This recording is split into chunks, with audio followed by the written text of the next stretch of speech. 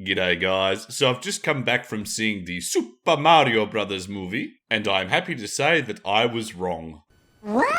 I was very worried about Chris Pratt portraying the iconic plumber, particularly given Charles Martinet was looked over.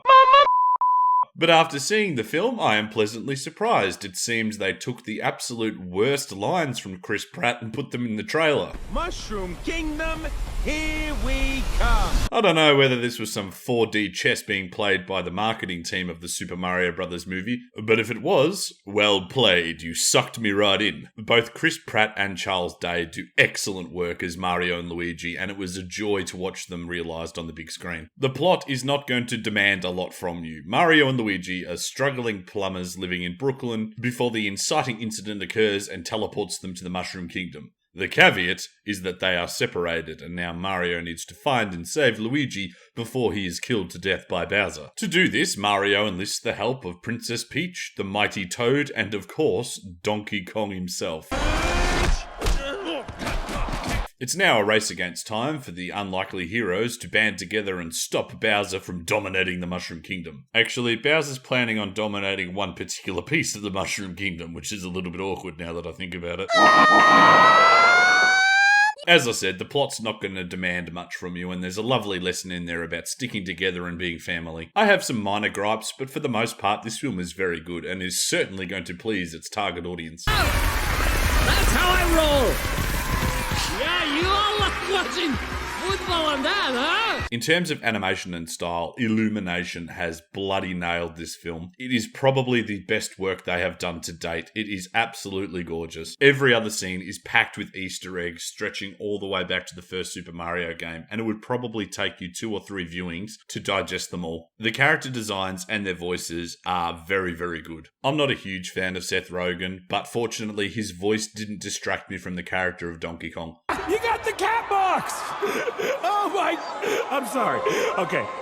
Now you die. Which is fortunate because Donkey Kong chews up a lot of screen time. As I said, Mario and Luigi are damn near perfect. They've really done good work with the animation and voice acting with these two characters. I was expecting a little bit more of a high-pitched voice for Toad, but then again, my reference for what he sounds like comes from Nintendo 64 Mario Kart and Mario Party. I'm the best! As for Princess Peach, well, I don't want to be that guy, but she is a little bit infallible in this film. And while I understand that we've moved past a time where the damsel in distress is kidnapped by the monster and saved by the unlikely hero, where she effectively becomes a plot device in terms of the protagonist of whatever story it is, Mario rescuing Peach is basically part of the Super Mario Brothers DNA. So when it doesn't happen, it's worth discussing. I feel like Peach was almost an overcorrection in this film. With the exception of one mistake that occurs towards the end of the film, she's basically perfect, and it's unfortunate. While I accept that Princess Peach has lived in the Mushroom Kingdom her entire life, and it's nice to see that she's not useless like she was in the original games, it is still Super Mario's movie, not the Princess Peach movie. There would have been a way to have her captured by Bowser that didn't compromise her agency that would have worked well for a young female audience. That being said, I understand that I am not the target audience for this film, being the gelatinous blob with no brain whose colour palette is blue that I am, and while I'm sure the target audience is far too young to know or care about how gender politics plays out in a modern Hollywood children's film, it is a minor gripe that I have in an otherwise excellent Super Mario Brothers movie. But no film is complete without its antagonist, and Jack Black is an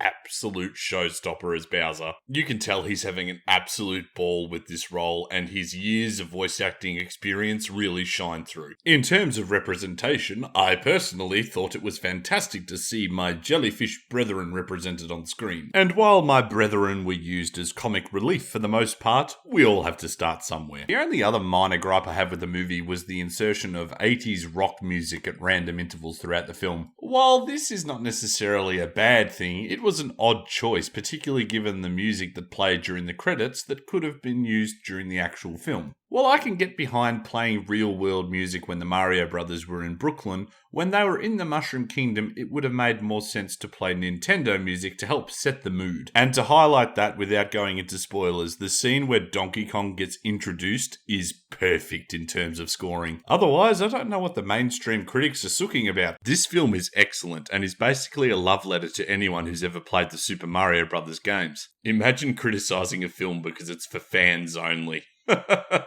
So I'd ignore the professional critics on this one and take a look at the audience score. Fans are absolutely loving this film, and they have every right to. It's unlikely to win any Academy Awards, but geez, it made me smile. It's fun, vibrant and colourful, and has a wonderful message about the importance of family and standing up to bullies. And with any luck, this film will get a sequel set in Luigi's Mansion, where my boy Player 2 will finally get the screen time he deserves. But remember, I'm just a brainless lump who was happy to see a Super Mario Brothers movie with a lot of care and love poured into it. And almost the polar opposite to the film I got when I was a wee bub. What is this?